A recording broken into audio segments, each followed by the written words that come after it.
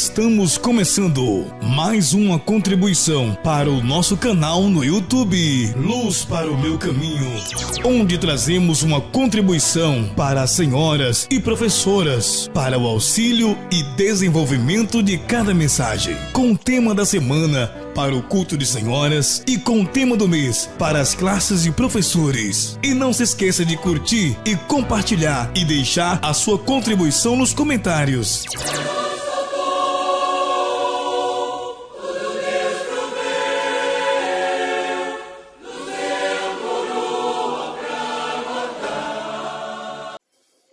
Nós saudamos a todos com a paz do Senhor Jesus. Nós estamos iniciando a contribuição para o culto de senhoras com muita alegria no coração, pela certeza de que esses são os nossos últimos cultos sobre a face da terra. Porque verdadeiramente o nosso Redentor, além de estar vivo, Ele está voltando para buscar a sua igreja. E os nossos corações, junto com o Espírito Santo, aquele que foi confiado a Ele a missão de levar e ataviar a noiva amada do Cordeiro para o encontro triunfal nas nuvens, para participar com o noivo, uma festa que lhe foi preparada pelo Pai, aquele que iniciou a grande obra nos nossos corações, as bodas do Cordeiro. Para nós isso é algo extraordinário. Para nós é uma alegria muito grande podermos fazer parte deste grande momento. Mas enquanto isso não acontece, aqui estamos ainda sobre a face da terra, lutando e batalhando dia após dia, porque nós cremos que a salvação é necessário que caminhamos hoje, amanhã e no dia seguinte. O tema que temos alinhado pelo programa Lâmpada para os Meus Pés, nós iremos abordar para o culto de senhoras a pergunta de número 3 que foi deixado da Escola Bíblica Dominical. Qual a importância profética da representação de Jesus na festa das bodas de Caná da Galileia? A resposta é a transformação da água em vinho. Foi abordado aqui nesta contribuição a qual nós usamos a questão das boldas. As boldas representam um culto, o início, uma festa do início de uma família. Era uma festa de casamento. Então aqui dá-se a entender bem, de uma forma bem nítida e bem clara, que se eu estou indo para uma festa, eu sei que festa é, eu sei qual as vestes adequada para esse momento, eu sei qual é o local. Então são coisas que nós não podemos esquecer ou fingir esquecimento nesses últimos dias. O contexto aqui, o enredo, estava mostrando, irmãos, de uma festa religiosa. Qual era a intenção de Cristo através deste ensinamento? Era mostrar um enredo de uma festa religiosa.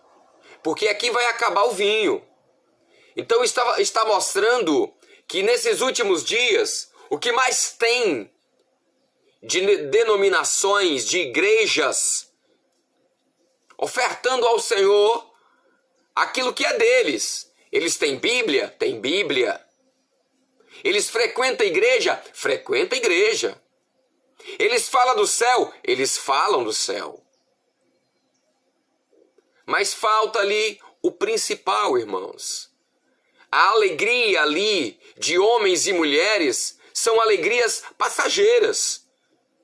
São alegrias, irmãos, que não transcendem para a vida eterna.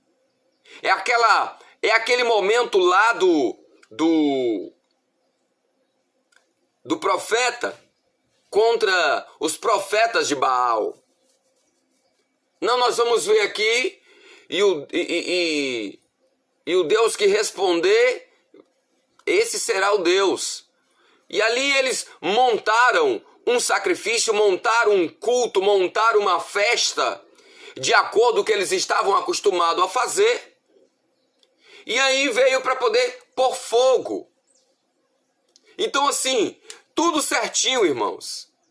O cordeiro foi colocado ali, o bezerro partido, o altar, a lenha. Aí na hora que foi colocar, o profeta falou, não, peraí, isso aí nós estamos acostumados a ver as igrejas fazerem. Se reúnem, pula, dança, espernia, tá, e tudo mais. Isso aí nós estamos acostumados a fazer. Mas agora nós precisamos ver qual é o culto verdadeiro a Deus. Essa alegria aí é uma alegria. Irmãos, quantos de nós subimos ao culto, às vezes damos glória, falamos em línguas, e isso, temos visões e revelação. E aí acabou o culto ali, acabou a alegria, acabou o vinho. Vamos retornar agora para o nosso cativeiro.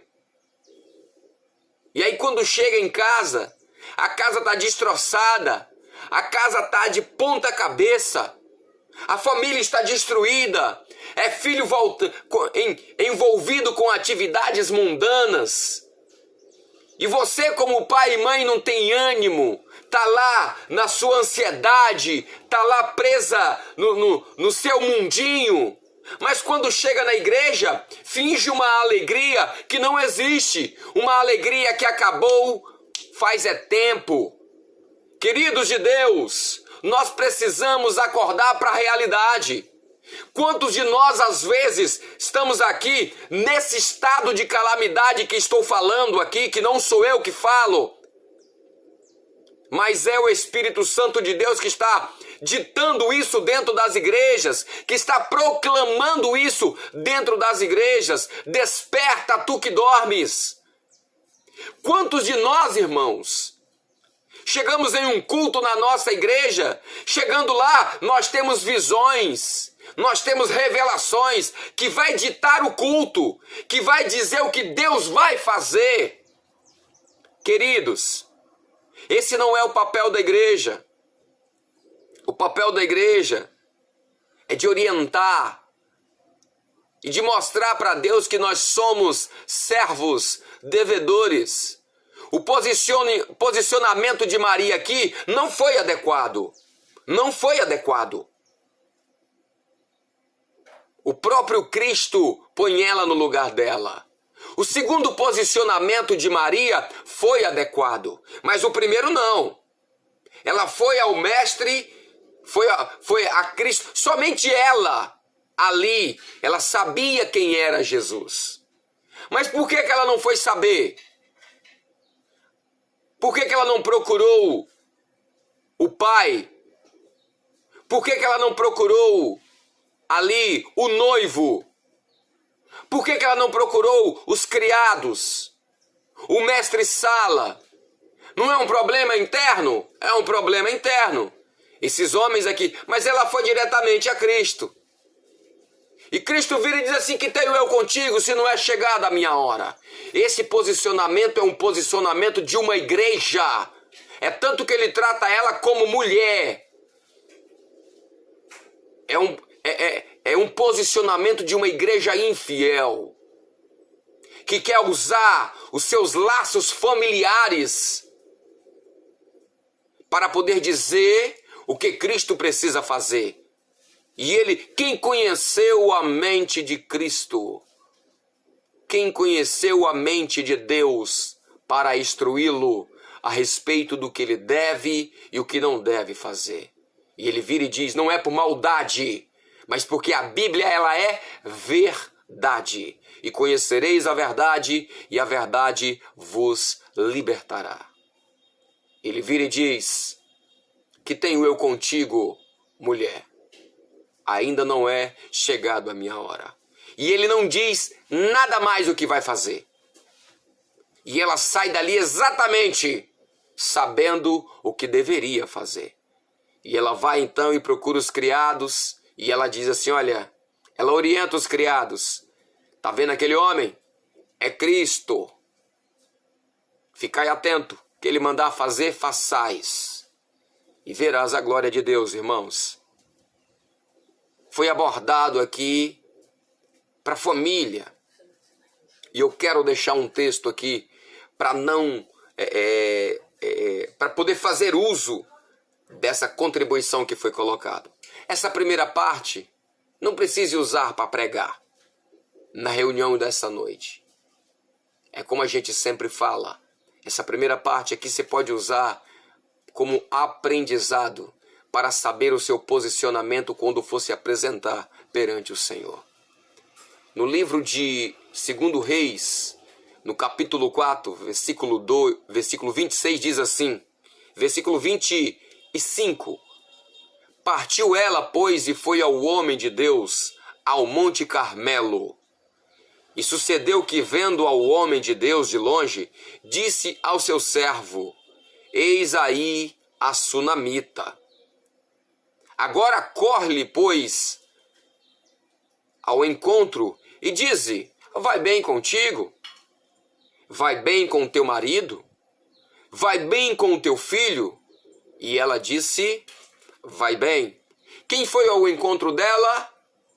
Quem foi ao encontro dela não foi o homem de Deus, mas sim um conservo, Geazi, um aprendiz de homem de Deus. E a contribuição que foi preparada para o culto dessa semana fala exatamente da maioria das vezes nós nos abrirmos não ao homem de Deus. Quem é o homem de Deus? Nós estamos falando do Espírito Santo. Nós não estamos falando para nós ficarmos aqui a mercê, nos vitimizando dos problemas internos das nossas casas, dos nossos lares, com qualquer um, nas redes sociais ou com os fofoqueiros da igreja, que ele não para te ouvir, para te ajudar. Ele vai te ouvir para poder sair falando, você viu fulano? Você viu Beltrano? Você viu Ciclano?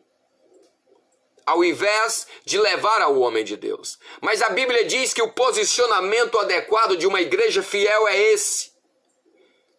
Ela saiu de casa na intenção de buscar o homem de Deus. Ela não saiu de casa na intenção de buscar o moço do homem de Deus, de buscar as redes sociais, de buscar falsos amigos. Pelo contrário, todas as vezes que tentei fazer dessa forma, só quebrei a minha cara.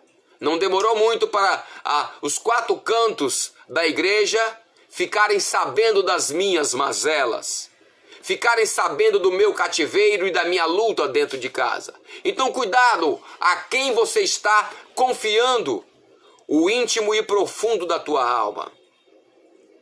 A Bíblia diz que a terra era sem forma e vazia, mas o Espírito de Deus se movia sobre a face das águas. A água apresenta aqui a palavra. Só que para aquele momento ali, só a Bíblia não resolvia. É aquela grande questão, por que nós não conseguimos expulsar esses demônios? Já que nós oramos, o Senhor Jesus vem e diz assim, olha, existem demônios que não saem somente com oração, mas tem que usar a consagração, jejum e oração. Então existem coisas que o simples fato de ler a Bíblia resolve. Mas tem outros casos que você precisa ir além com o Senhor, que você precisa se aprofundar nos mistérios. principalmente o posicionamento da igreja fiel. Ela não é extraída simplesmente lendo. Ela é alcançada através da revelação do Espírito Santo. O seu coração pode estar cheio de Bíblia, mas se não houver uma ação de Deus, do próprio Cristo, vamos continuar aqui sendo uma boa religião. Mas a ação de Cristo é algo extraordinário. Coração de pedra cheio de água. E ele não fez nada mirabolante, não. Algo extraordinário. Ele simplesmente, pelo poder da palavra, ele manda tirar da água e servir ao mestre-sala. Como assim? Mas se era água agora. E ali os criados tiraram e levaram ao mestre-sala. Olha só que o mestre-sala não estava no mesmo local onde Cristo estava. Apontando aqui 2 períodos. A Bíblia é dividida em 3. O período do Pai. A terra era sem forma e vazia, mas o Espírito e a palavra de Cristo, que é Cristo, andam juntos. Mas o Espírito do vosso Deus se movia sobre a face das águas. Sobre a face das águas. Sobre, irmãos, sobre. Então, o que acontece aqui? O agir do Espírito sobre a palavra de Deus é algo extraordinário. E o mestre-sala, chegou o período dele hoje. E é o mestre-sala que está experimentando este vinho agora.